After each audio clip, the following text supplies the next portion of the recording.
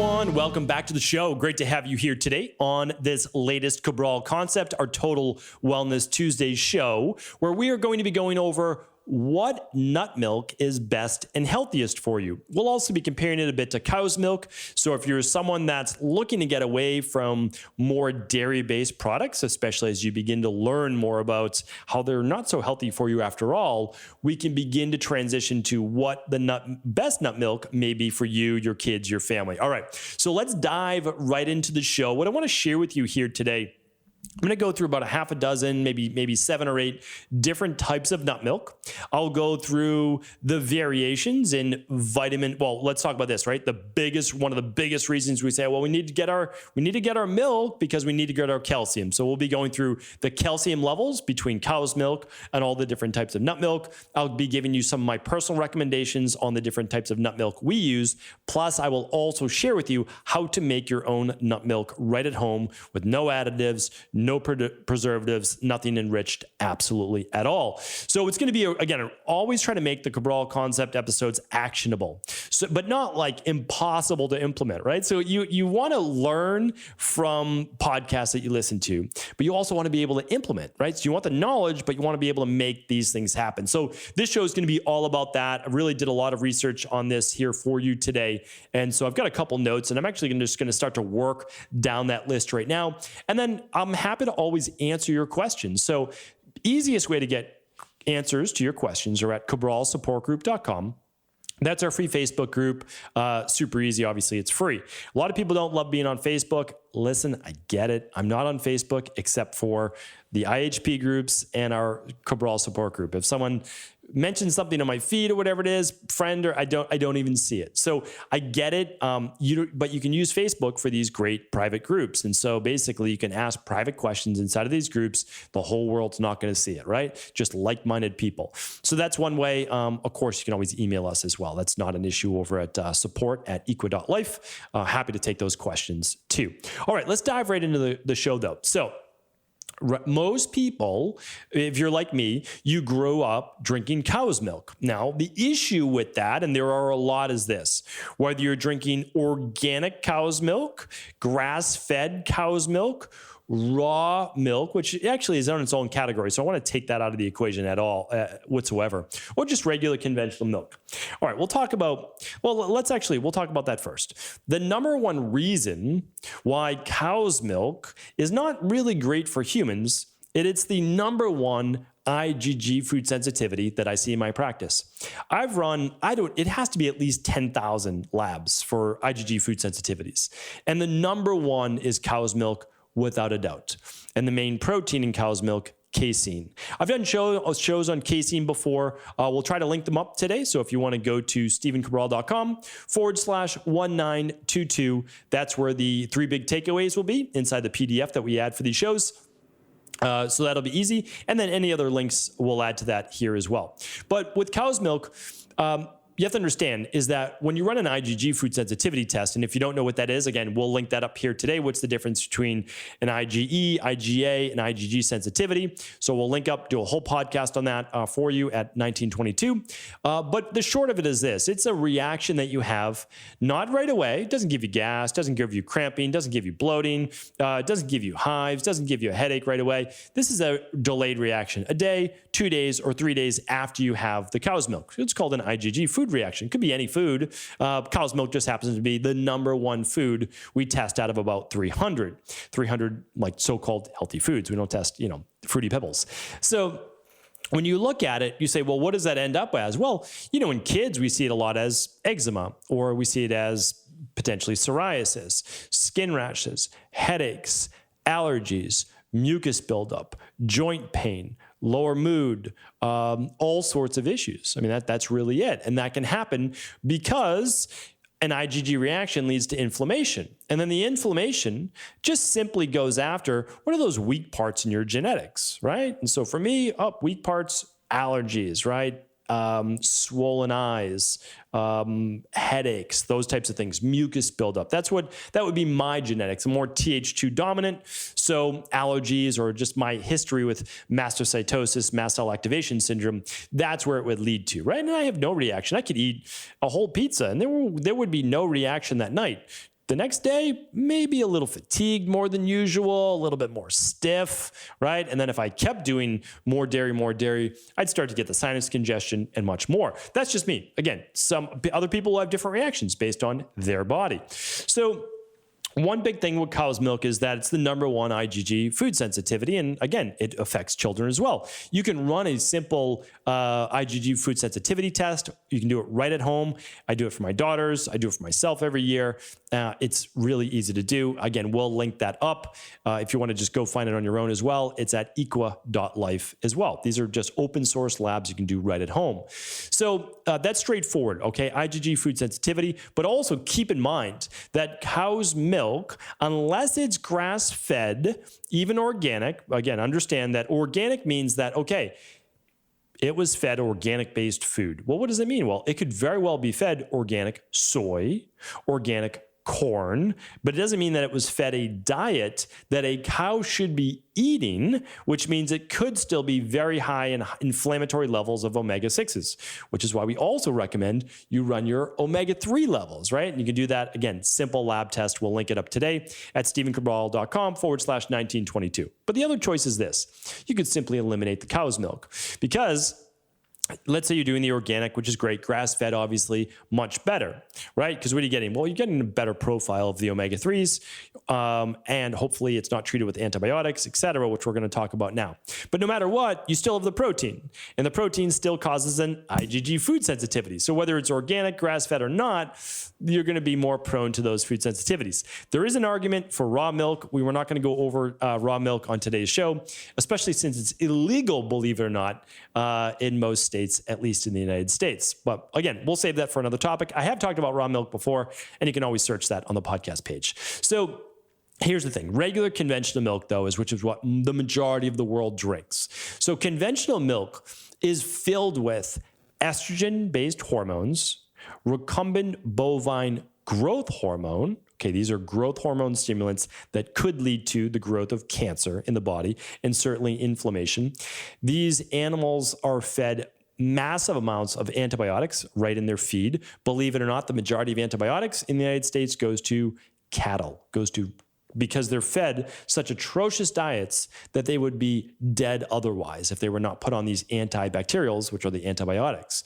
So these cows live very deplorable lives. It's not healthy for the cows. It's certainly not healthy for you to eat that meat or drink that milk, which is loaded with inflammatory omega-6s and some people believe other inflammatory agents that increase cortisol and stress hormone in the body. Okay, so cow's milk, not a great choice. Really not a great choice. You can make good arguments for some goat's milk if you're not sensitive, or some sheep's milk or something like that, especially in maybe a yogurt-based form, kefir, certain types of cheese, but we're not talking about that today. We're just talking about milk, right? So cow's milk, for me, is off limits, especially since most people drink the milk combined with a meal, and dairy combined with meat, not good. Dairy combined with, fruit or any of these things, it's just not a good food combination, right? So that's a big part of it. All right, but now let's look at it at a bionutritional level, okay? So in essentially 1 glass of cow's milk, I believe it's 1 glass I have in here, it's 2%, so it's not even whole cow's milk. You're getting about 120 calories. There's about 12 grams of carbohydrates, okay? There's 5 grams of fat and about 8 grams of protein. Now, if you look at it across the board, out of really any of these except for full-fat coconut cream, we'll talk about that in a moment, which is what not most people are using, you're going to be getting the most calories and most macros out of cow's milk. It's almost essentially by itself a complete meal. And if you take in milk, it should really be, if you're looking at food combining and how it digests, it should really be taken by itself, okay? In Ayurveda, they'll sometimes do some raw milk with some banana. Like that would be a meal for many yogis, right? And we won't get into that today. The banana being essentially cooked in Ayurvedic medicine. It's unique as a fruit, and it's taken in with this raw room temperature cow's milk. But again, we're not talking about that here today. We're also certainly not talking about a yogic-based diet as well, which many are vegan. So but let's talk about this a little bit more. So 120 calories, you get the 12 carbs, the 5 fat, this 8 protein. Okay, again, it's really a complete meal. You get carbs, fat, and protein. Pretty balanced approach when you look at them as well. It's really not that far off from decent macros. The problem is where you're looking at that at source. But the big thing is people saying, well, the real reason I'm doing milk for my kids and for myself is because it contains calcium. And calcium, as we know, is good for a growing body and for our bones. So they say, right? But there are many ways to get your calcium.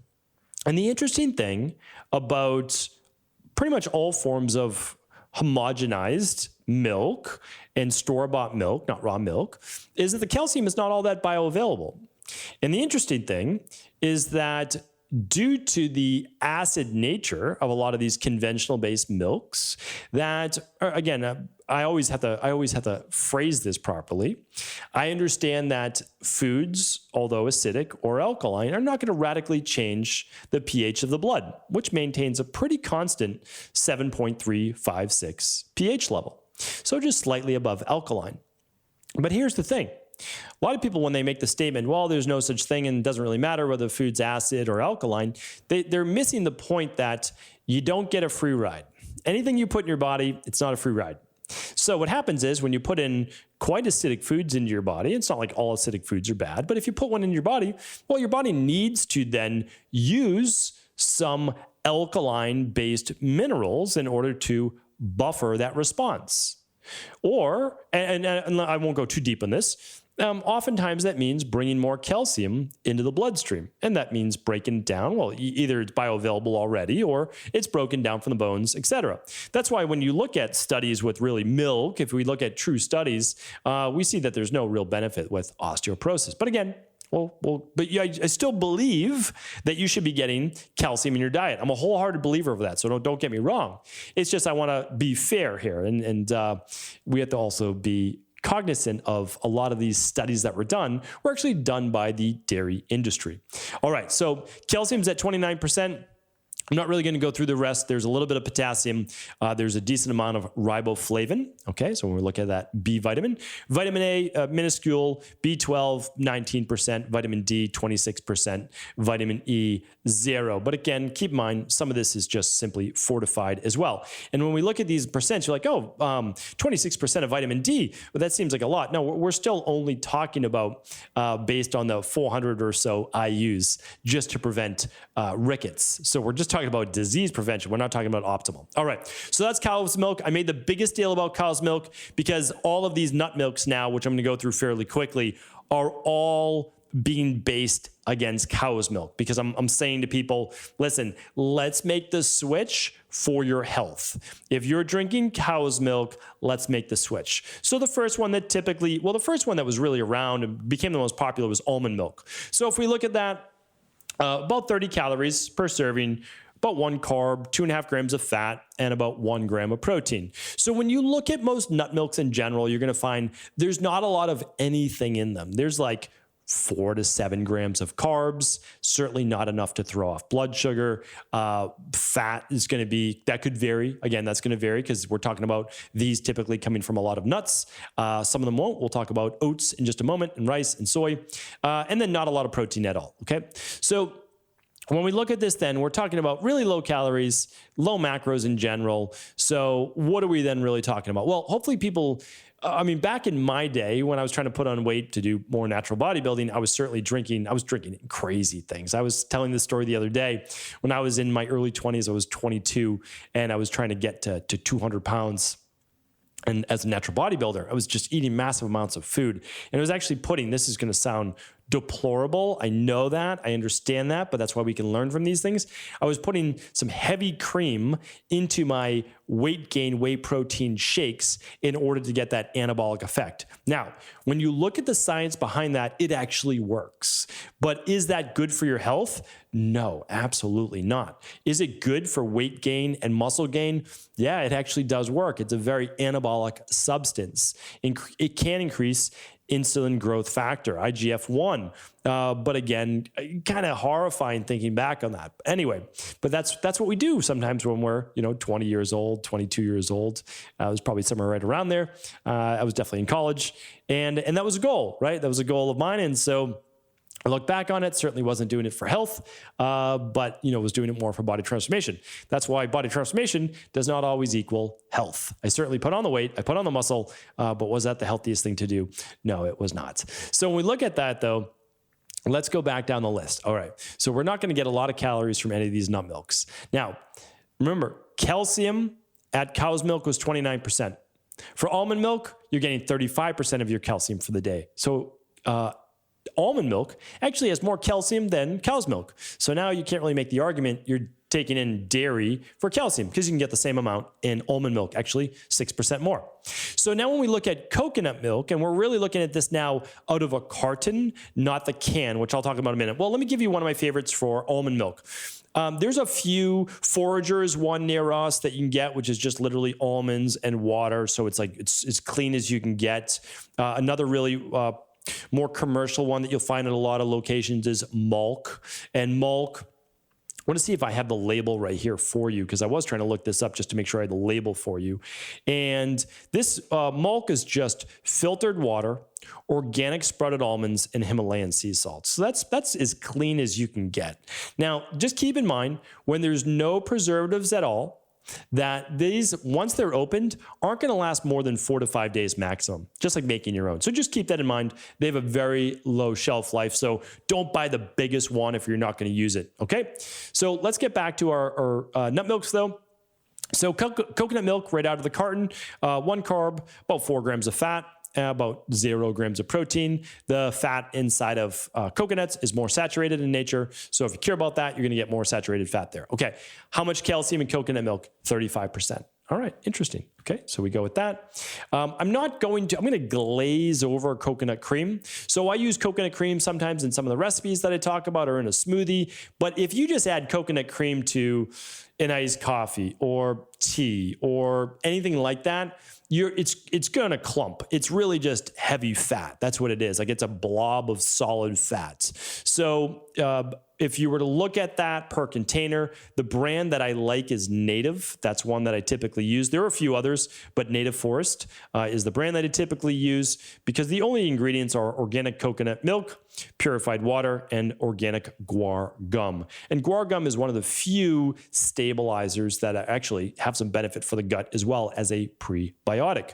Native Forest is also vegan. They're kosher, gluten-free, non-GMO, and they don't use BPA lining for the cans. So all big benefits there. It's pretty inexpensive, but a third of that, I would actually a fifth of the can. So just about like 1 tablespoon is 15 grams of fat, 13 grams of saturated fat, 2 carbs, and 1 gram of protein. So you're certainly getting a lot of fat and saturated fat in that. So again, do with that what you will. All right. So next up, we have hemp milk. So a lot of people using more hemp-based products. And this has 80 calories, 1 carb, 8 grams of fat, 2 grams of protein. So a little bit more fat. This is going to be a pretty even balance with your 3s, 6s, and even some 9s in there for your omegas. And that has 30% calcium. So that has 1% more calcium than cow's milk. All right. Oat milk. Oat milk, obviously, very, very popular over the last few years, where it would almost never be carried except for a couple boutique places. Now you can find oat milk at most places. I think I just saw that Oatly, the company, just went public. So obviously a huge company now. 7 grams of carbs, 60 total calories, 3 grams of fat, 1 gram of protein. And let's see here, they have 35% calcium, so 6% more than cow's milk. And 100% of your B12. And if we look at these, which I didn't give you your vitamin D, they're all typically between 10 and 25%. And oat milk is actually at 15%. But again, you don't want to take these products for the vitamin D, especially since it's usually vitamin D2 enriched, not the vitamin D3, which is more bioavailable. All right, 2 more to go. The next one is rice milk. Rice milk, I used to use rice milk back in the day because not quite 25 years ago, let's say 22 years ago when I went gluten-free, I was looking for gluten-free alternatives. Now, 22 years ago, there wasn't Whole Foods. There was only just these unique shops. I grew up in Medford, and so I would go to this health food store, which I think was actually called Arlington Health Food in Arlington, Massachusetts.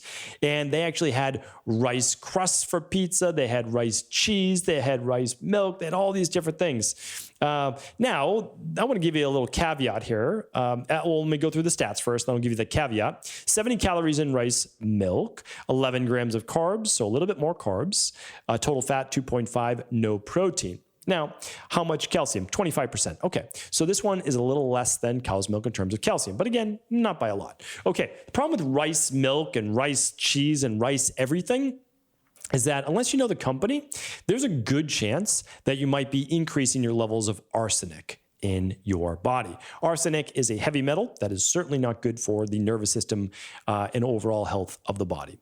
Okay, so we know that rice milk, probably not our best choice. Another one that's probably not our best choice, but many people still use it, is soy milk. So this has 80 calories, 3 carbs, 4 grams of fat, 7 grams of protein. So when you look at soy milk, you say, whoa, that's a lot of protein versus carbs and fat. Like that might be a great choice.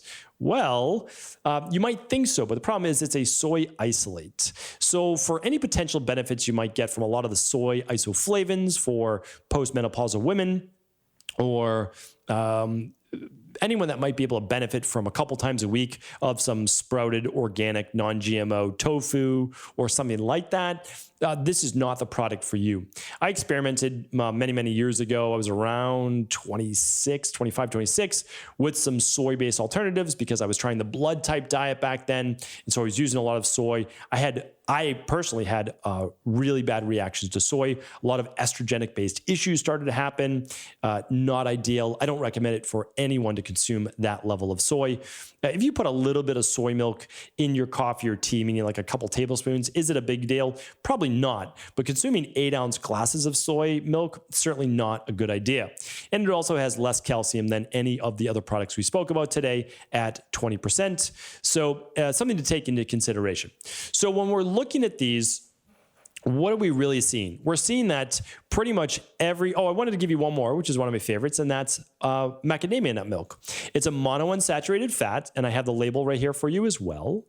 And the label shows 5 grams of fat, 1 saturated, 1 carb, but it's 1 gram of fibers, no sugar, and 1 gram of protein. And typically it's made with just filtered water and macadamia nut milks, macadamia nuts, sorry, yes. And then it uses Gelen gum. And that brings me to my next and last point, is that you want to make sure that the nut milks that you are purchasing do not contain any stabilizers or thickeners that may be detrimental to your health. And one of those is called carrageenan, sometimes pronounced carrageenan. And I'll link it up in the show notes as well. I've actually done a previous show on it as well. But at least in lab rats, they've found potential issues. So I do recommend staying away from that one. And the last one I was going to say is that I'm going to give you a recipe, a very simple formula for making your own nut milk. And the way that you can do that is simply with any high-powered blender. So the blenders that I use are all linked up at stephencabral.com/resources. But you just need 1 cup of any type of nuts that you would like. And if you'd like to sprout them, simply soak them for a day in some filtered water, and then take them out and allow them to dry. Okay, so you're going to take 1 cup of nuts to about 5 cups of filtered water. You could do a little less water for more of a nut-based taste, and a little more water for a little bit more diluted. The more water, the thinner the nut milk, the less water, the thicker the nut milk. So you can also decide on the thickness that you prefer, especially if you like to foam it up a little bit, then you'll want to use a little less water. And the only other thing you need that I typically add is a pinch of sea salt. Now, one thing that I do love to do, and I'll tell you this, is take 2 whole dates, and just toss them in the blender as well. So you get a little bit of that sweetness, natural sweetness, with the nut milk. This is a great way if you're making your own nut milk. And then you can simply choose, okay, what do I want to add? coconut? Do I want to add macadamia nuts? Do I want to add almonds? How about cashews? How about Brazil nuts? So you can do really whatever you would like. And you can also mix multiple nuts and seeds together to make your own nut milk. So all you can do is blend it all together, and then you'll simply use a nut milk bag or cheesecloth or thin towel to strain this through, and then you'll store it in an airtight container, and that will last you about 4 to 5 days. So just make sure to consume it quickly before it sours. So my goal for you with this show was to simply say you can choose any type of nut that you want. The macros are not going to be radically different except something like a coconut, and stay away from the rice milk, stay away from the soy if you can. Try to go with one of the other nut milks that you're not sensitive to, and you're going to get just as much calcium if you're worried about that, and you're not going to most likely have any of those IgG sensitivities to the nuts, especially if you've already done your food sensitivity test, which is why we highly recommend you do a food sensitivity test for you, your family. So hopefully this show was helpful. Again, if it was, please do feel free to pass it along to anyone else you believe it could serve, and I'll link up everything today at stephencabral.com/1922. Take care.